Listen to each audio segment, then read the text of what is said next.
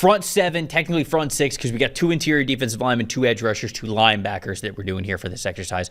The 2 interior defensive linemen that I have T'Vondre Sweat, I have Byron Murphy. I have both the Texas guys here on the first team for defensive tackle. For edge rusher, one of them has to be Jared Verse. Looks like a shoo-in for defensive player of the year at this point. And then the other edge rusher, I have Latu, although I think that there are 2 guys that at least deserve a little bit of a shout-out. Linebacker, I got Edgerrin Cooper as one of the spots. I think he's been fantastic. And then Jalen Carlisle for the Indianapolis Colts has the other spot there for me. John, did we disagree anywhere within the front 6, 7 guys?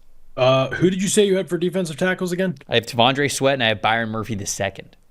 Oh, interesting. Okay. I have the Texas. I really went back and forth between Sweat and Fisk, and then I was just like, you know what? I've always said I value the pass game more from this position, so I'm going to put Fisk in there because he has been better on passing downs. He's been decidedly worse on rushing downs, and so that actually could factor in. So again, really a philosophy thing. I guess you're trying to get back in Titans fans' good graces after leaving Latham off the list. Makes sense. They how that definitely works. will come for your neck, as we found on the show. So Sweat, putting him in there makes sense. Completely, totally fine with that. The rest was pretty easy in terms of the front four, in my opinion. Jared Verse, as you said, I think he's like kind of a tier above everybody else, maybe on this defensive group so far. There's been solid players, but there's just, maybe we can talk about the nickel spot. There might be some really good nickels in this class, but Byron Murphy has been awesome when he's been out there on the field. The lows are very low, but the highs are very high.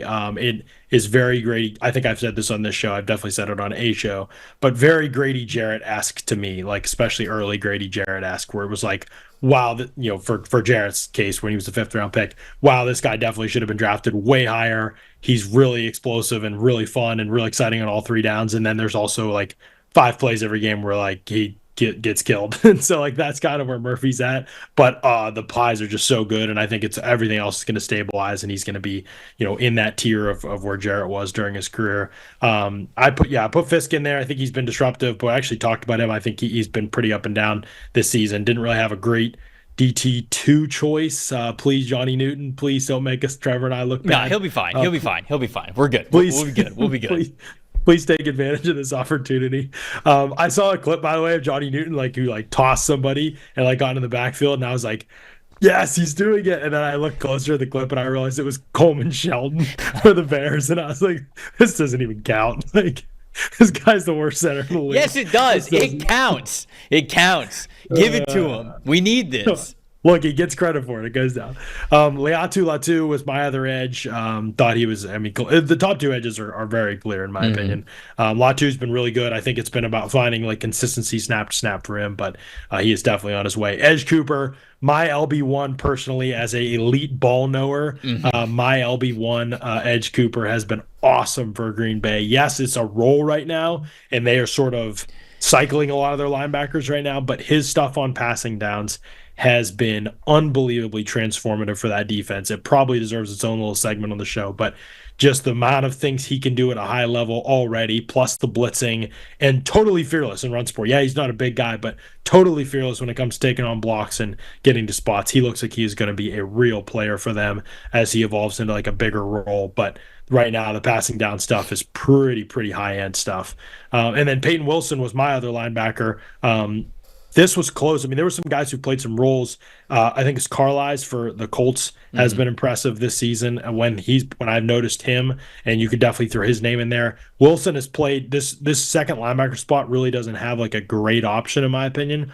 Wilson has done some pretty good things. He's been able to step in and play a role early on in his career without getting picked on or anything like that. There are definitely things that need to improve in his game, especially some of the stuff that he does in coverage, but he doesn't look like a sore thumb in any facet of linebacker play right now, where he's just not going to be able to play in this big area that's really concerning for him long term. So I do think he can be a player over time that they rely on. It's definitely still coming together this season, but there really wasn't an obvious LB2 choice for me. Yeah, I think just to overview a couple of things that you said, the Braden Fix T'Vondre Sweat, I think Sweat's floor has been so much higher. Now, I was much higher on Braden Fisk as a player, so I love that you're giving him the shout out, and I would love for you to actually be right in this regard.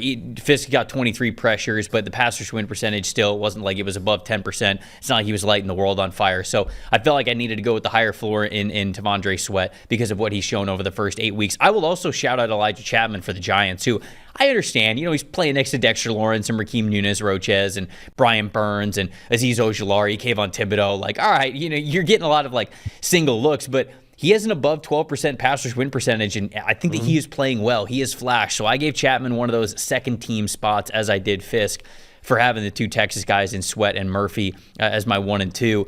For edge rushers, yeah, it was Jared versus Laiatu Latu. Wasn't really too much of a conversation. I think Jonah Ellis has been okay. And he's gotten a lot of decent playing time there, but he hasn't really stood out as a pass rusher or a run defender. He's just getting a lot of good playing time, I think.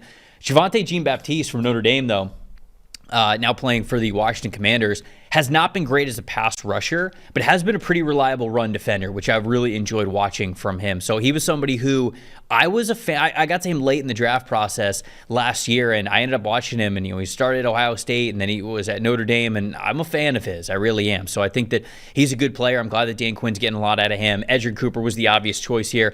Carlisle, I think, is grading really well. You mentioned it's sort of a specialized situation that they're putting him in, but I had Peyton Wilson next, and it was sort of between Carlisle and Peyton Wilson is who was I going to put there. So we almost had the same exact linebackers there. And then the fourth linebacker, so the other second team spot, there really was not a choice. I'm going to be honest with you. I gave it to Trevor Wallace for the Panthers simply because he has played the most and he hasn't looked abysmal. It's not like he's really standing out in a lot of categories or many categories at all, but he's at least getting out there and getting some playing time. So there really wasn't a choice outside of those guys. So I think for the most part, it's pretty much similar. The only spots that we disagreed with were the spots that I thought were the closest, honestly, between Fisk and Sweat, and then Wilson and Carlisle. So those are those two spots. I actually think Wallace is going to be good. I think I've said this on this show.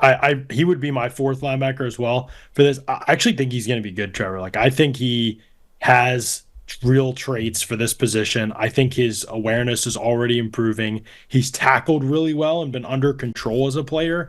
I thought he'd be too aggressive early on. I think he's actually been pretty tempered in that regard. You can see he's trying to like think through and learn the position.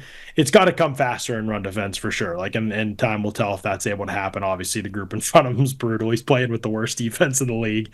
But I just watch him and I think like he just seems like a guy who's figuring some things out. And he's played way more snaps than any other linebacker in this rookie class so far. After the injury to Shaq Thompson, he's been in there. So he is definitely like trial by fire right now. And it is a fire. Like, this is the fiery furnace right now where Carolina's playing defense. But I just think he looks the part. I think there's a lot of potential here for him to be a really good 3-down linebacker in this league. It's Cole, what's the Shia LaBeouf movie that everybody uses a meme now where he's like, hey, wake up, you asked for this, you're in it now, like this is it, like don't run now, like you're in it. That's basically like Trevor Wallace, I feel like, hitting the ground running with the Panthers. It was like, oh, well, fun athletic linebacker at Kentucky, boom, in the NFL. Now you got nothing. You're in the middle of probably the worst defense and you have no help around you.